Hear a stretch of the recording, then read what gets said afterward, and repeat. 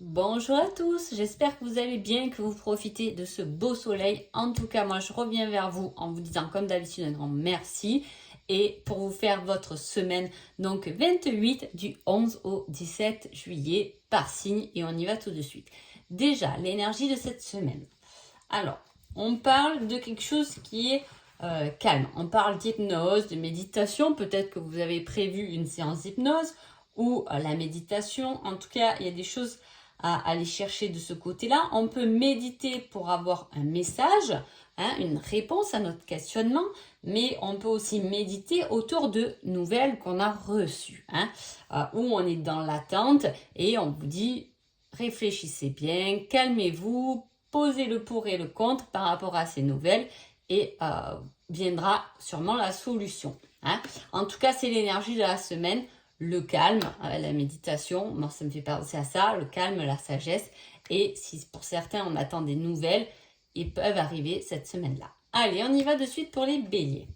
Alors, waouh, les béliers, belle semaine, puisque vous allez passer cette semaine sous la carte de la passion. Qu'est-ce que vous allez développer qui va être passionnel? Est-ce que c'est peu importe le domaine, on développe de la passion pour quelque chose. En tout cas, elle est là cette semaine, elle vous suit et on vous donne avec celle-là, avec cette carte, le numéro 10. Et comme c'est la semaine entre le 11 et le 17, peut-être est-ce que déjà le jour avant, il se passe quelque chose qui ramène de la passion dans votre vie, c'est possible. En tout cas, on vous dit dans plusieurs années. Est-ce que aussi on élabore quelque chose de passionnel qui peut porter ses fruits uniquement dans plusieurs années. Allez, les taureaux. Les taureaux, on parle d'une relation de guérison, d'une âme sœur, et on vous dit, aie confiance, ce sera au-delà de tes espérances. Il y a quelque chose en vous cette semaine, les taureaux, qui se guérit, qui se soigne. Et c'est quelque chose de beau puisque cela va soigner votre cœur. Et on vous dit, pour cela, il faut avoir confiance parce que ça sera encore meilleur que ce que vous pensez. Les Gémeaux. Les Gémeaux, on parle d'un choix à faire, peut-être par rapport au domaine professionnel. Tu dois réussir à trouver ton équilibre dans cette situation ou avec cette personne. Alors là, on a la carte du professionnel. D'ailleurs, il est revenu, cet oracle-là. Maintenant, il a les bords arrondis. Je ferai une vidéo spécifique là-dessus. Mais voilà, là, on vous parle en tout cas de choix. Et le côté bleu, c'est le côté professionnel. Peut-être oui, peut-être non. On sent un peu perdu et c'est pour ça qu'on vous dit que vous devez trouver votre équilibre dans une situation ou un domaine de votre vie, les Gémeaux. Et Cancer. Cancer, on parle de la santé et on vous dit tu te trompes complètement. Alors, est-ce que vous vous êtes lancé dans le domaine de la santé et c'est peut-être pas le bon? Est-ce que vous croyez à quelque chose par rapport à la santé et vous faites peut-être fausse route, c'est peut-être pas le bon diagnostic, j'ai envie de dire, mais comme c'est général, j'ai envie de dire, ce n'est pas le bon diagnostic que vous avez fait sur une situation, peu importe laquelle finalement, selon votre situation. Lion. Lion, on parle de chiffres, de numérologie et on vous dit tu devrais en parler, le partager, le communiquer. Par rapport à la numérologie, c'est quelque chose qui est en rapport avec peut-être une date. Voilà, il peut y avoir une date qui vous parle, quelque chose qui est à communiquer. Il s'est peut-être passé quelque chose tel jour et on n'en a toujours pas parlé, on ne l'a toujours pas communiqué. Peut-être qu'on vous conseille aussi que pour le partager, si vous avez des choses à dire, tenez compte de la date, des heures miroirs, ça vous aide à comment bien peut-être communiquer, entre guillemets, mais quand est-ce qu'il faut parler? Là, on a le numéro 16. Il fait partie aussi du chiffre de la semaine que je suis en train de vous faire. Peut-être c'est à prendre en compte. Ça serait le samedi ou peut-être il faudrait communiquer sur quelque chose. Ou peut-être simplement vous avez envie de faire de la numérologie. C'est possible. Les vierges. Les vierges, on parle... là, ça va être une semaine plus sur le spirituel avec les cartes violets.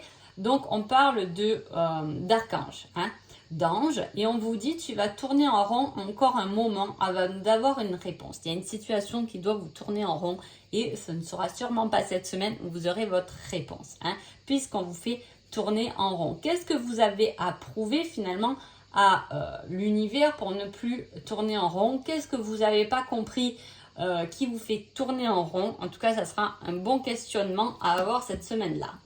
Les balances.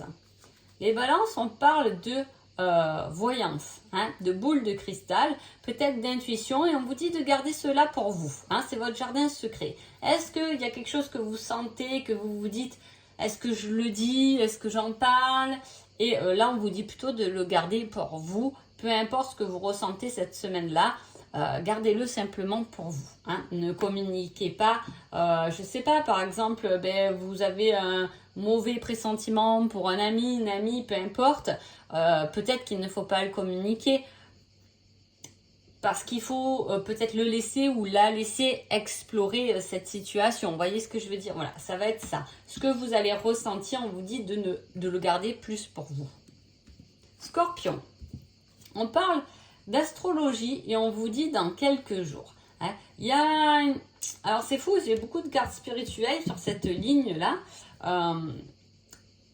Alors, astrologie, est-ce que ça vous parle? Est-ce que cette semaine-là, il y a des planètes qui bougent? Il y a quelque chose qui se met en route?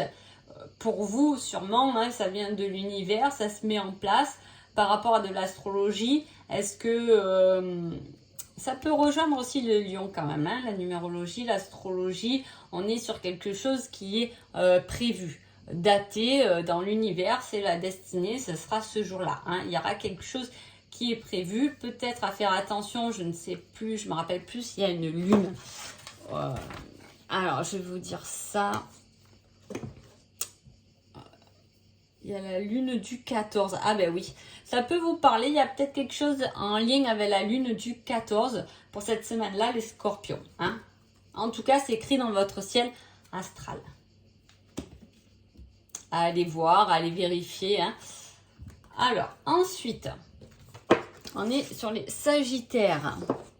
Les sagittaires, on a une blessure d'une ancienne relation. Et on vous dit, crée tes rêves sont réalisables. Est-ce que vos rêves sont réalisables avec quelqu'un de votre passé? Est-ce que vous avez été blessé par rapport à quelque chose du passé et qui vous donne du mal à avancer? En tout cas, le conseil, c'est un des plus beaux conseils, de créer ses rêves et de les réaliser parce que là, on va emmener une certaine guérison finalement quand on suit ce chemin.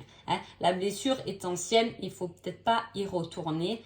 Et pour se guérir, il faut seulement réaliser ses rêves. Les Capricornes.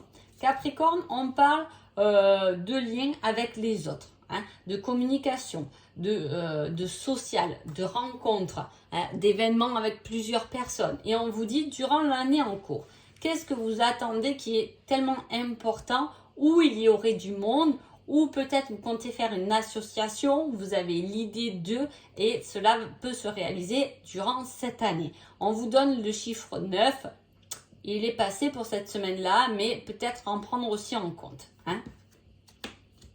Mais voilà, ça doit vous parler, quelque chose où il y a du monde, ou une association, ou une structure où il y a plusieurs personnes qui va, si on vous donne ce conseil, c'est que vous savez de quoi je parle finalement. Donc voilà, qui va vraiment se concrétiser durant cette année.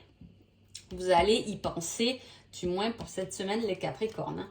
Verseau. Verseau, on parle de sorcière et on vous dit, tu dois réussir à trouver ton équilibre dans cette situation ou avec cette personne.